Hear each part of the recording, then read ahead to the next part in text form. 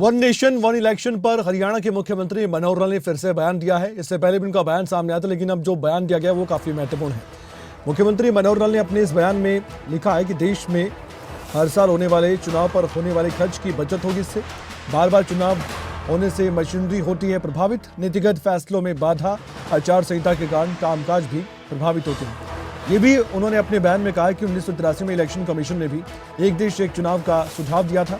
1999 में law commission ने भी ये कहा था कि हमें उस स्थिति में वापस आना चाहिए जहां लोकसभा और विधानसभा चुनाव को एक साथ आयोजित किया जाता रहा है। साल 2015 और साल 2018 की पार्लियामेंट की स्टैंडिंग कमेटी ने भी इस बात पर जोर दिया था। एक साथ चुनाव होने से चुनाव में आम जनता की भागीदारी भी बहुत ज्यादा बढ़ेगी। पूरे देश में एक साथ चुनाव होने से भ्रष्टाचार और काले धन पर भी बहुत हद तक रोक लगेगी। बार बार चुनाव होने से मशीनरी होती है प्रभावित, ये मुख्यमंत्री ने दोहराया। जितेंद्र चौधरी हमारे साथ फोन लाइन पर मौजूद है, हमारे स्टेट हेड।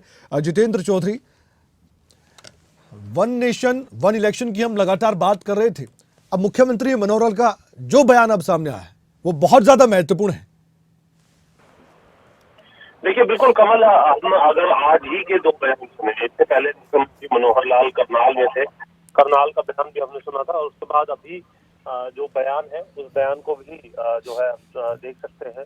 उसके अंदर वन नेशन वन इलेक्शन की जो बात है उसको लेकर के मुख्यमंत्री मनोहर लाल का ये कहना है कि प्रधानमंत्री नरेंद्र मोदी इस बात को आगे बढ़ाने का काम कर रहे हैं। साथ ही साथ जो कमेटी गठित की गई है वन नेशन वन इलेक्शन को लेकर के पूर्व राष्ट्रपति रामनाथ कोविंद की अध्यक्षता में, उसको लेकर के भी स्वागत मुख्यमंत्री मनोहर लाल की तरफ से किया गया है।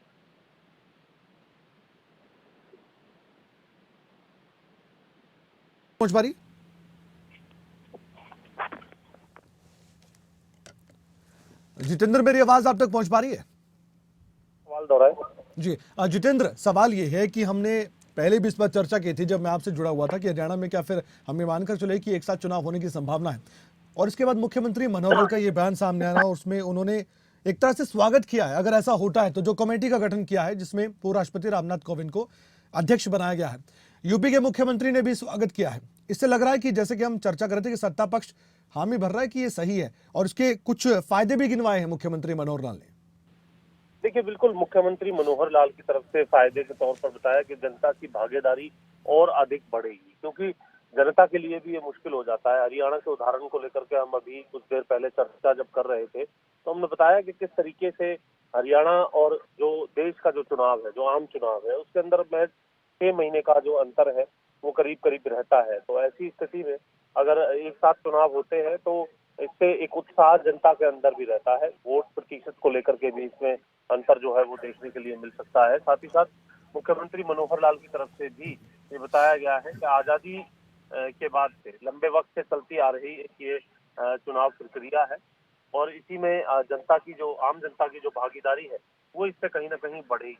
और दूसरी तरफ जहां तक हरियाणा की अगर हम बात करें तो हम ये भी चर्चा कर रहे थे कमल कि अगर हरियाणा को किसी भी प्रकार से इस पर आपत्ति इसलिए नहीं होगी क्योंकि केंद्र और हरियाणा में एक ही सरकार है, और ऐसी स्थिति में केंद्र सरकार की जो सोच होती है उसके साथ राज्य सरकार की सोच मिलना लाजमी है, चाहे वो हरियाणा हो या उत्तर प्रदेश।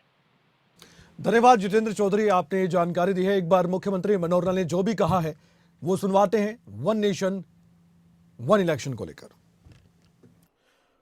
वर्षों पुराना प्रधानमंत्री श्री नरेंद्र मोदी जी का सपना, मुझे लगता है कि बहुत सार्थक ये बात उन्होंने कही कि वन नेशन वन इलेक्शन, और इस वन नेशन वन इलेक्शन की बात को आगे बढ़ा रहे हैं।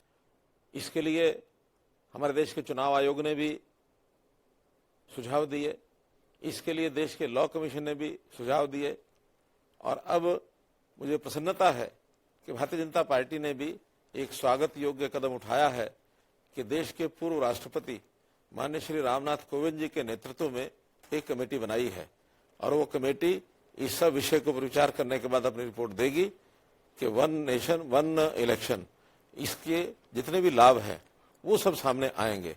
मैं मानता हूं कि बार बार इलेक्शन जब अलग अलग समय पर होते हैं तो इससे देश के एक्सचेकर पर भी बोझ पड़ता है, चुनाव मशीनरी को भी बार बार चुनाव कराने पड़ते हैं, आम आदमी भी इससे परेशान होता है। तो इसलिए देश के अंदर एक समय में सब चुनाव हो तो इसका लाभ बहुत से तरीकों से होगा। जैसे हमको ध्यान में है कि आजादी के बाद देश के अंदर एक परंपरा चलती थी कि एक देश एक चुनाव बहुत समय तक चलता रहा, लेकिन कुछ परिस्थितियां ऐसी बनी होंगी कि जिसमें से ये परंपरा टूटी है। इसको पुनः शुरू करने के लिए अगर इस प्रकार का कदम आगे उठाकर इसको सार्थक परिणाम निकलते हैं तो इससे विकास के काम में तेजी आएगी, समय बचेगा, साधन बचेगा, चुनाव की मशीनरी में भी एक ही समय काम करने का यानी अवसर मिलेगा और इससे जनता की भागीदारी भी बढ़ेगी। क्योंकि बार बार चुनाव होने से जो लोग घर से दूर होते हैं उनको चुनाव में वोट डालने के लिए कभी आने का अवसर मिलता है, कभी नहीं मिलता है।